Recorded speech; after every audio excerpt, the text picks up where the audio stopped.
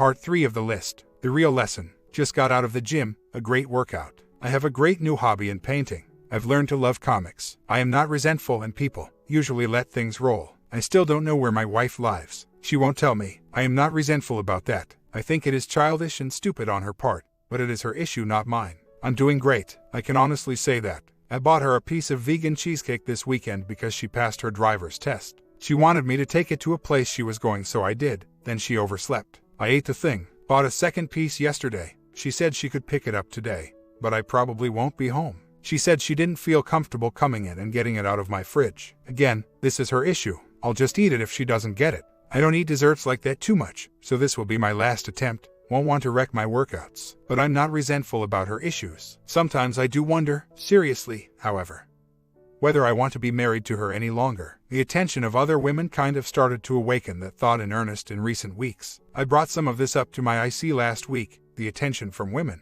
He helped me see that this attention feels pretty good and see how my wife could have sought it as well. I now understand what she has went through. She got attention and it made her feel really good. When I was ignoring her, she sought it more and more. I could easily fall into that. He suggested I bring it up at counseling with her. I was planning on keeping it to myself because I don't want to fight about it. I'm currently rethinking whether to bring it up this week at MC. For the past few weeks, I've been doing well. I went to New York to visit friends, where I used to live. Got a new tattoo. I've had a couple counseling sessions with the W. They have not been all that great, to be honest. Last time was tedious and spent all on process talk. This week we shared some of what we have been learning about ourselves. Her big thing was the excitement of getting an apartment and not being codependent.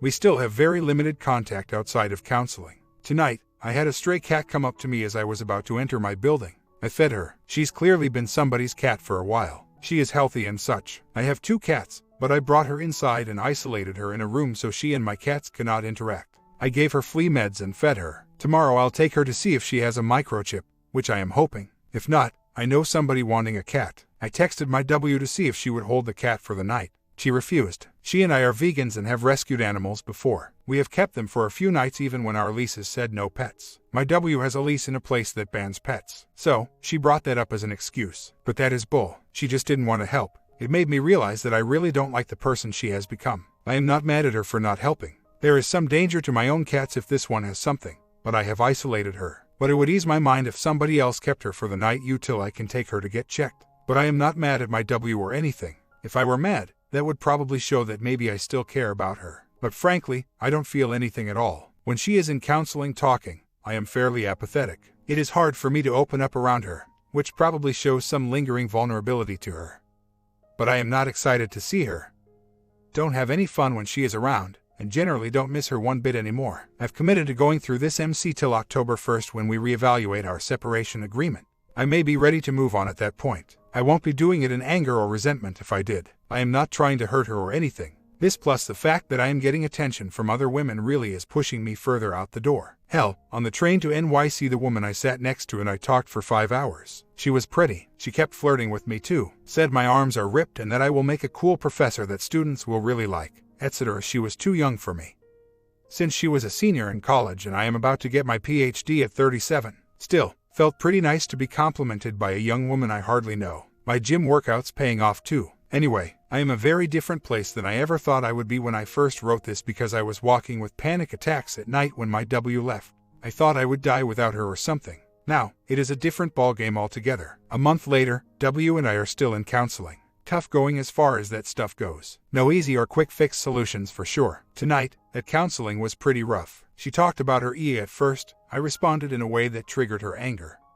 because I was not happy about some things she said about that whole thing. She cut ties with him a while back, told him to leave her alone basically. But anyway, the whole story just triggered some anger on my part, and at first, I kind of responded with some anger. Then, after the counselor prompted me, I was able to talk more helpfully. But by that time she was shut down to hearing what I had to say, which was basically that I know I had a part in pushing her away from me, that I can empathize with her struggles with wanting approval and attention, and that I am not too mad at her anymore, but very pissed at that guy, who I avoid to make sure I don't beat him up or anything. Another month passed since I update. I am still an MC with my W. We are set to put down some new terms of separation this week, which will likely include more contact outside of counseling. We only see each other at MC usually, and sometimes public events. We've had some breakthroughs in counseling, but it has been tough going. The one breakthrough we have had, recently, was a result of me admitting that my love affair with my career was really not all that different and just as damaging to her as her with a real person. I think the realization on my part in allowing myself to own things let her see I can empathize. Yet things are still rocky and the goodwill we are building slowly can easily be destroyed. There are days when I just want this to be over so I can get on with whatever is next, and others when I am glad I am committed to the process.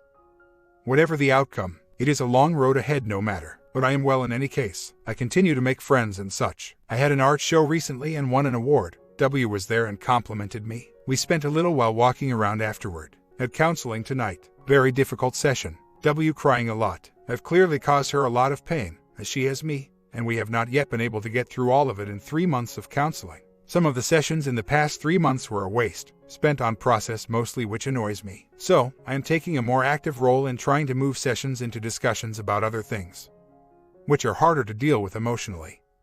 But at least they are not tedious. I don't see this being resolved for many, many months. Whichever way we decide to go, I am for reconciliation at some point if possible. She's on the fence, or so she says, but her actions say she probably hopes we can work things out, paying for counseling, coming to them.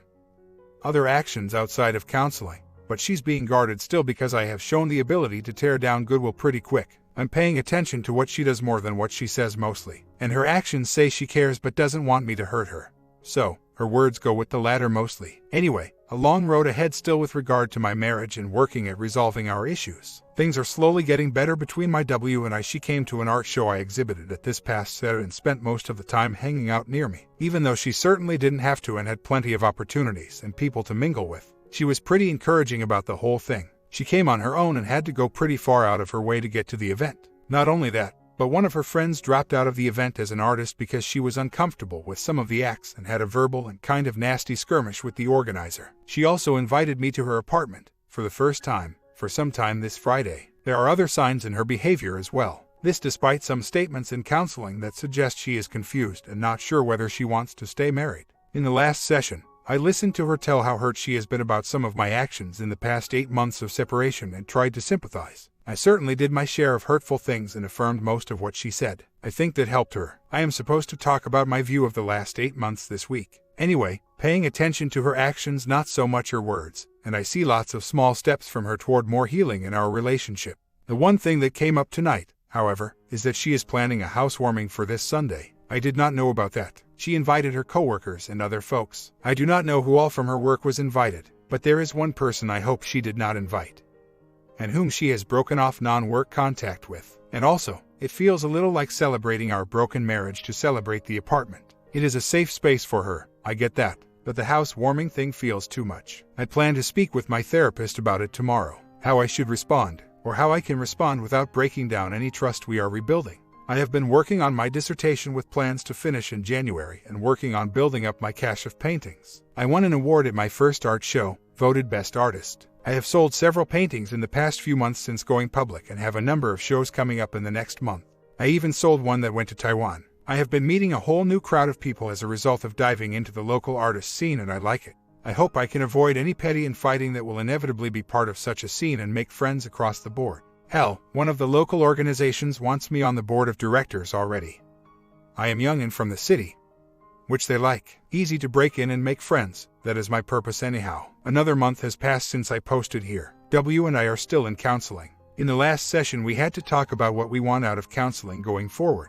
In the past 3 to 4 months of counseling we have largely cleared the air, talking about the hurt we caused each other and such. We both want to continue counseling. Our counselor said that she has a lot of hope for us because we have made a lot of progress together in the past few months. We are still and will remain living apart for some time, but we are moving toward reconciliation at some point if we keep working at it. For now, we are increasing our contact so that we can be more involved in each other's lives, without being around each other all the time or anything. My W expressed a lot of apprehension about moving forward, in large part because she feels a lot of shame about her own part in this. I tried to be generous and said I don't really hold it against her. The other people in our lives who exploited our marital problems is another matter for me, but most of those people have now broken ties with my W too. I knew they were untrustworthy people. She is also apprehensive about the future with her career and mine seemingly at odds. I think that can be worked out as things develop. Nothing to worry about and allow to impinge on my present actions. Anyway, things look better in my marriage, but there is a long way to go.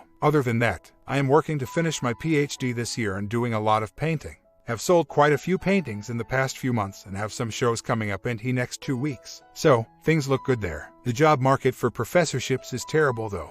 So come May, I have to find a temporary job for now, to buy some time while I try to land a tenure track position somewhere, still hitting the gym hard and going to AA, which has been the best thing. Without that 12-step work coupled with IC, I'd be in a very different place. We have been separated over 9 months now, and I am glad I am at the place I am at in life. Would not have thought that possible when I first began reading these forums.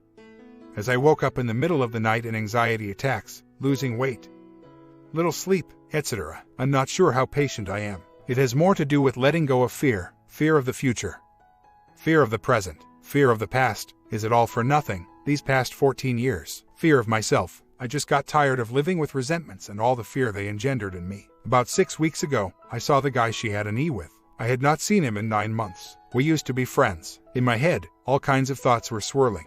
Threaten him, attack him, etc. Of course, I did nothing. But my body was in fight mode, as if he were a threat to me. He and I passed by without incident, but in my head, there was a battle raging. My body was ready for a fight too, and I had no release since there is no way I am going to do something like that. Unfortunately, all that tension, unrelieved, took a toll on me. You know how sometimes people freeze and cannot move when they are afraid? Well, over the next 5 days my body completely shut down, as if it were utterly terrified. Not of him, but of me, of what I might do, the thoughts in my head. Jesus, I was literally bedridden from the anxiety. But it was all about me. This was not about that dude. He touched a fear in me, that I might do something really freaking crazy toward him which would obviously hurt me. I have avoided that person because I have been afraid that I might utterly destroy him if he even glanced at me wrong. But during those 5 days I was able to finally let that stuff go. I am not longer afraid of myself and what I might do. He's an idiot, a pathetic loser, and it just really hit home with me that all this tension and anxiety is about my own fear of myself.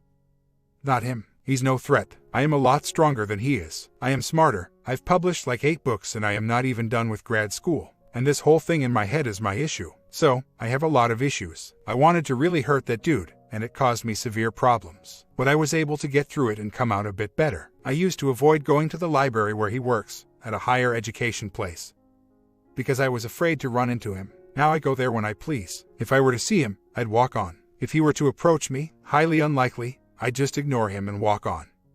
Ignoring a person is better than a threat or telling them off. Not afraid of my reactions anymore. A big relief. She cut contact with him back in June. I'm not afraid of that reaction from her if I decided I needed to move on. That time might come at some point. But for now, I am fine letting her work through her resentments, fears, and pain in her way. I don't feel like I am in limbo anymore. In some ways I guess I do, but mostly not. I used to see the separation as this purgatory-like situation, but I just don't anymore. Marriage isn't dead till divorce. It is definitely in critical condition, but way better than in the summer, when we could hardly sit in the same room together.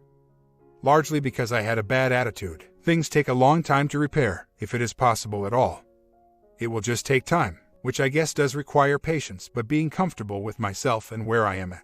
I do not need her like I did before. I am not dependent upon her for things any longer, and that frees me to be more generous about things somehow. Whatever happens, happens. But whatever becomes of our marriage won't be because I am making bad choices or am pushing the envelope to fit some timetable in my head. Circumstances might push things at some point, but not because I have some need to do it in my own mind.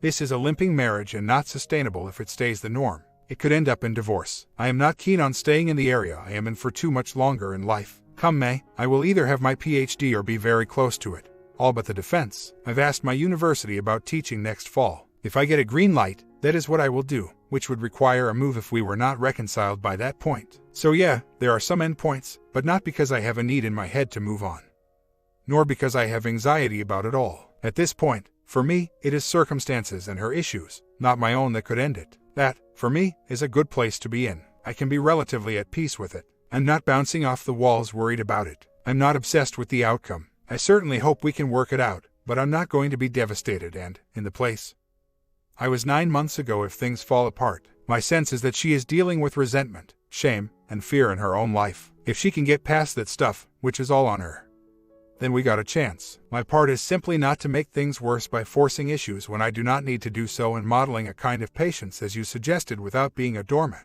She is an IC and is trying to find a way to release this stuff. But it is really hard. I understand that. If I had not been in AA, I do not think I could have dealt with all this in a good way. In that sense, I am better off than she is for having a discipline like the 12 steps that specifically pull those poisons out of a person. Resentment, fear. Wife and I had some long conversations today, which she initiated. She has expected me to react very differently than I have reacted to things she has said in counseling and such. Several weeks ago, she broke down in counseling. Just broke, after saying she was not sure she could be married to me. She expected me to walk out, to tell her off, to strike back in a hurtful manner somehow. But I didn't. She was rolled up on the couch and I could tell this was about her, not me. She is really hurting and in a difficult space. So, I moved closer to her. Eventually she ended up on her knees hugging me in my chair. After counseling we had one of the most intimate and frank discussion we have had for a very long time. No guards were up. No coldness. She said in this week's counseling that experience caused her to think that maybe we can learn to relate to one another again in a healthy way. So, we talked today in my apartment on her initiation. She comes over every Friday, mainly to visit our cats, but we usually interact some. We talked about what to do with the holidays and logistics about my new work schedule teaching in another city part of the week. She will stay at my apartment part of the time to take care of the cats, but we also talked for over an hour about where each of us are at. Her fears are mainly that she has learned and is learning to gain some independence in life. She has spent a long time in one codependent relationship after another. Not romantic, but even friends and other family. She is the fixer. She does not want to give that up. I agreed with her. She shouldn't. I affirmed her, and said I think we can learn to live with each other without being dependent. Her other concern was for the future. I have been so career-focused in the past, just a workaholic, and she has her own aspirations. But my focus has changed a lot and I am a lot more flexible at present on where I go down the road. Her final concern was that she has had some issues in her childhood and she has not dealt with them in counseling yet, nor has she dealt with the underlying issues of her attractions to other men. She has never done anything physically with these other men, but the attractions have been strong and come from a dark place in her. The last one was an EA. I believe her about it never having been physical. To me it wouldn't matter. The real connections are at the emotional level anyhow, and that is the hardest part of it for me to deal with. She feels like she needs space to work on this in counseling without feeling pressure from me to work on our marriage with reconciliation as the goal. I think she's right about that too. I understand attractions. They are natural, but her unresolved past issues need to be dealt with. Overall, we were able to finally have a conversation about our lives without a counselor present. Months ago, when we started separation counseling, we could barely sit in a room together and the sessions always ended in angry words. We have come a long way since then, but a long way is ahead if anything is to be done further between us. The 180 stuff works, 180 in the sense of doing an about-turn on the bad behaviors from before. She said that it would be easier if I had not changed much. It would make it easy to walk away, but she does not want to do that. She sees the changes in me and feels like she would regret it if she did and would feel awful were some other woman get to be with the new me. She's confused. She's still hurting from things that are not in my power to change and not my fault. As for me, this is hard. It is hard to deal with in a way in which I don't just say to H3LL with it and walk away. But I have spent so much time in life cutting people out that this is in some way good for me, and I am making it very hard for her too in a good sense. If she wants to walk, I am not going to make it easy by being a jerk. But from our conversation today, what she really wants is for me to not pressure her too much. To continue talking, getting together and counseling, and becoming more comfortable with each other. And some space to work on her own issues. This is not on me at all. What is on me is to be patient. Patience is not easy. It has never been a strong suit with me. Well, she knows that she has these issues. She has been working on the codependent thing for a while, and that is one of the biggest things she fears about working at our marriage. That she will lose those gains. She has never lived alone. She lived with her mother till we got married. In part that is Caribbean culture, and she would say that back then when I tried to get her own place, the main issue I struggle with is patience. Very difficult not to interpret her actions as designed to hurt me, but ultimately, I don't think that is what she means. If anything, she worries too much about hurting me and in the process makes me feel bad. It is codependent thing. She still tries to control the situation. So, for example, instead of inviting me over to help decorate her tree, as she thought about doing, she decided not to do so because I might feel bad about the other people who were there.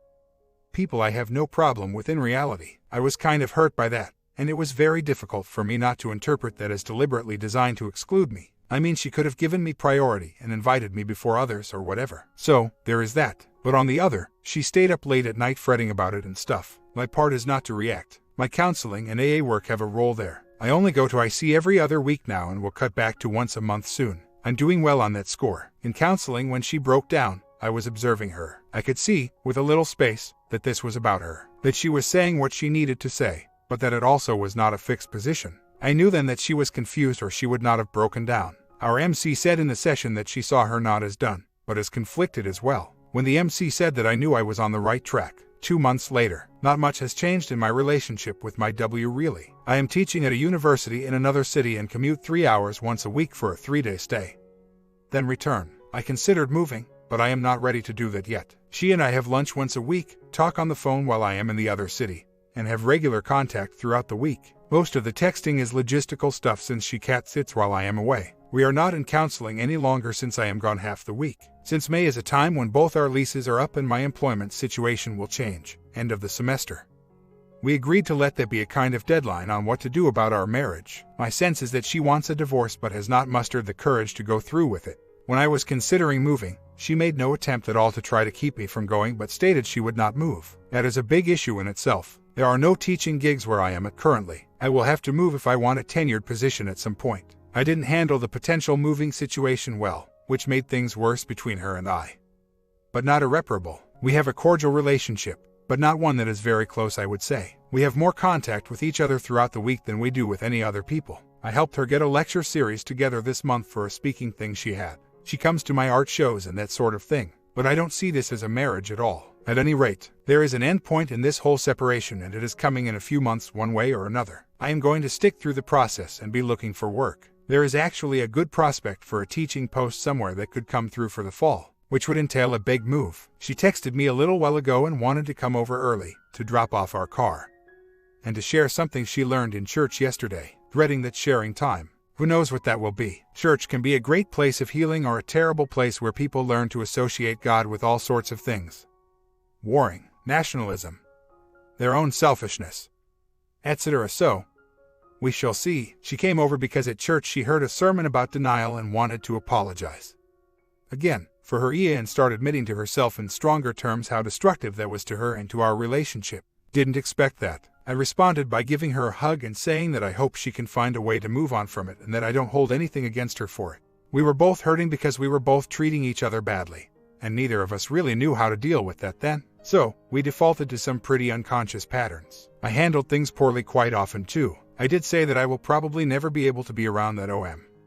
Secretly, I hope he gets hit by a truck on his stupid bike, but that I do not hold it against her. At the same time, in my head, old AA things were going through my head about how apologies don't mean crap. It is action that matters. I was generous with her. I did not want to crush whatever might be going on with her. And apologies can mean something, especially if a person has been reluctant to do them in the past. And my W rarely apologizes for things. She's very stubborn, so it is a good step. But she still lives downtown. She still works in the same place. She can see that destruction, but unless she is willing to commit to our marriage, then it doesn't really matter in the end for me. It might matter somehow for her in making her less stubborn. But she cannot be transparent about this with anybody but me and her. I see. Her job would not take kindly to this. Her friends would be judgmental. Her church would look down on her. She's in a hard place with it. That has to be tough to live like that. Anyway, it was unexpected and I am glad it was not something else that she learned in church. I would have thought, however, that her IC would have helped her see this after a year or more of counseling. What a waste. So, I am at the end of my rope on this. Had a 3-hour talk with W today. We had already set May as a deadline,